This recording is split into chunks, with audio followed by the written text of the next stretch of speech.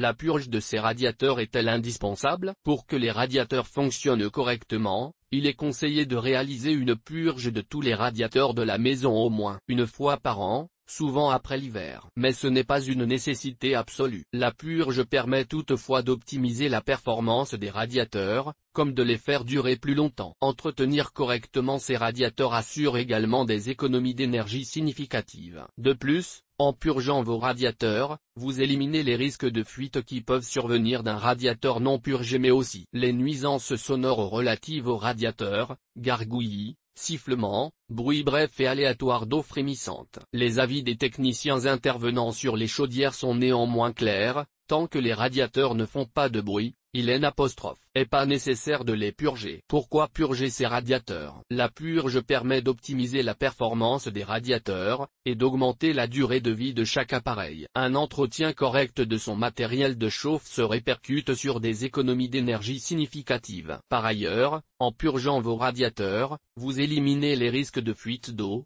ainsi que les nuisances sonores d'eau frémissante, ou de gargouillis dans le matériel, voire de sifflements. En cas de problème de chauffage, la purge doit être un réflexe si certains de vos radiateurs sont chauds alors que d'autres sont plus froids. Votre chaudière aura également une durée de vie supérieure, juste avec cette opération. En l'absence de purge, elle est en effet davantage sollicitée. Quel radiateur purger?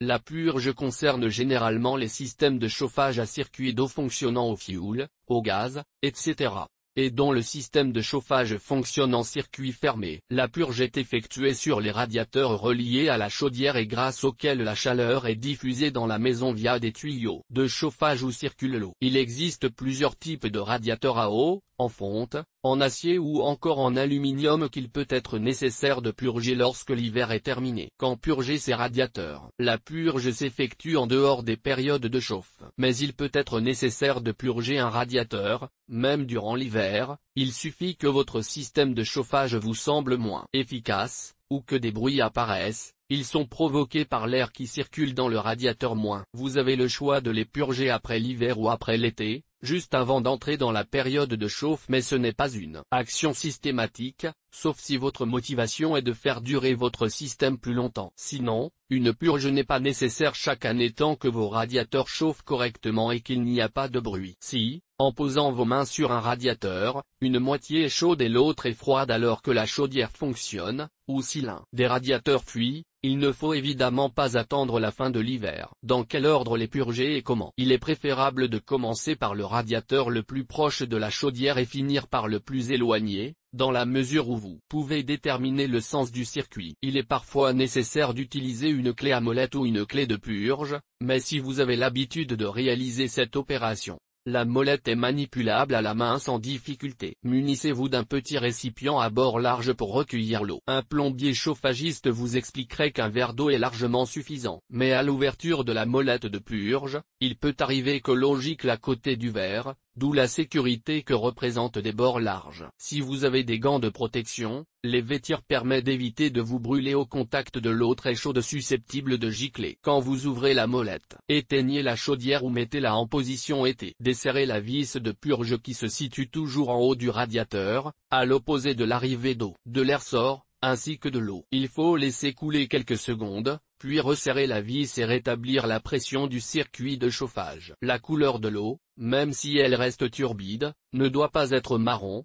De l'eau claire est un bon signe. En ce cas, votre système est encrassé par de la boue. Une intervention d'un plombier chauffagiste est souhaitable. Notez qu'il y a toujours de la boue dans le chauffage en circuit fermé, en raison des bactéries qui se désagrègent et d'autres matières qui se déposent, notamment avec des radiateurs en fonte. Purger ces radiateurs dans une maison à étage. Dans une maison à étage, il est conseillé de purger tous les radiateurs. Il est nécessaire de commencer l'opération par les radiateurs les plus bas, car l'air monte. En chassant l'air du bas, la pression pousse l'air qui a la propriété d'être plus léger que l'eau. L'air monte dans les étages. Vous ne pouvez pas effectuer une purge correcte si elle est commencée par les radiateurs situés à l'étage. Vous devrez obligatoirement renouveler l'opération. La purge est une nécessité si les radiateurs des étages supérieurs sont plus froids que ceux des étages inférieurs. Si vous habitez dans un immeuble, plus votre palier est en hauteur, plus le risque d'avoir des bulles d'air dans vos tuyaux d'eau chaude est élevé, comme évoqué auparavant. l'air monte et vos radiateurs sont en fin de circuit. Purger vos radiateurs est donc nécessaire chaque année à la fin de l'hiver, qu'il y ait du bruit ou pas. Quelques conseils pour purger son radiateur correctement. Pour purger un radiateur sans le moindre risque et de manière efficace, il faut respecter quelques étapes. Pensez à éteindre la chaudière. Il n'est pas nécessaire d'attendre que les radiateurs soient bien froids, mais si vous préférez éviter d'éventuelles brûlures, patientez un peu.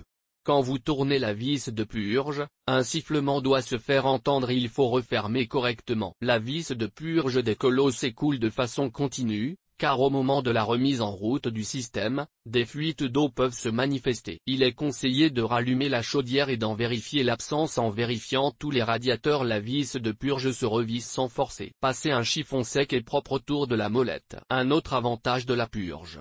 La purge permet également de détecter la fuite autour de la vanne d'alimentation. Ce souci est étranger au besoin d'effectuer l'opération dès la fin de l'hiver. Y procéder rend accessible cette découverte. Un composé flexible appelé garniture ressemble énormément à de la ficelle.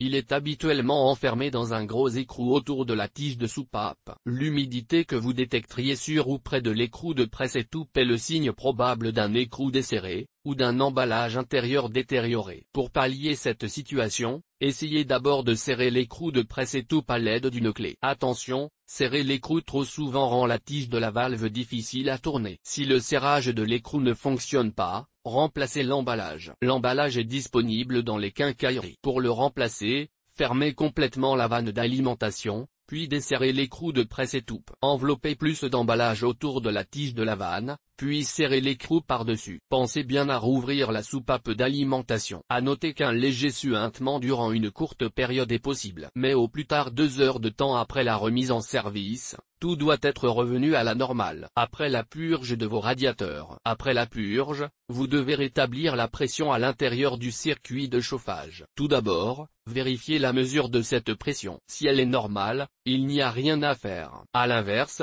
remettez de l'eau dans le réservoir de la chaudière. Il suffit d'ouvrir le robinet de remplissage qui se situe soit à côté, soit sous la chaudière, jusqu'à ce que l'aiguille du manomètre indique le chiffre préconisé par le plombier chauffagiste. À titre indicatif, le manomètre du tableau de bord de la chaudière doit généralement atteindre un 1,5 bar pour une maison de plein pied, 1,5 à 1,8 bar pour un logement d'un étage, voire plus selon le nombre d'étages. Pour rappel, la pression est ce qui permet d'envoyer l'eau en hauteur, donc à l'étage. Ceci est valable pour les radiateurs, ou l'eau chaude pour une utilisation courante. Après la purge de vos radiateurs, vous devez remettre votre chaudière en route. À la fin de l'hiver, vous n'avez certes plus besoin de chauffage, mais quant à l'eau chaude, pouvez-vous éviter la purge de vos radiateurs? Purger ces radiateurs dès la fin de l'hiver s'effectue en quelques minutes. Par conséquent, il n'y a pas de raison de s'en affranchir. D'autant que si aucune purge n'est effectuée au fil des années, les radiateurs vont moins bien chauffer. De plus, vous allez pallier ce manque de chaleur par l'augmentation de votre thermostat. Autrement dit, vos factures énergétiques vont augmenter à leur tour. Si votre système est très ancien, comme dans une vieille habitation, il est envisageable d'installer un dégazeur. Cet accessoire permet de retirer le gaz dissous dans l'eau, en prélevant du système de l'eau riche en gaz. Puis, il lui substitue de l'eau pauvre en gaz. La plupart des chaudières, même conçues dans les années 2000, sont équipées d'un purgeur automatique. Ce matériel supprime automatiquement les bulles d'air qui se forment dans l'eau de la tuyauterie. Par ailleurs, il assure le bon fonctionnement du système de chauffage sans maintenance de votre part. Si votre chaudière en est équipée, la purge de vos radiateurs n'est pas nécessaire. EGT. Comment préparer son installation de chauffage pour l'hiver? EGT. Choisir un système de chauffage électrique EGT. Consultez un autre article sur le sujet.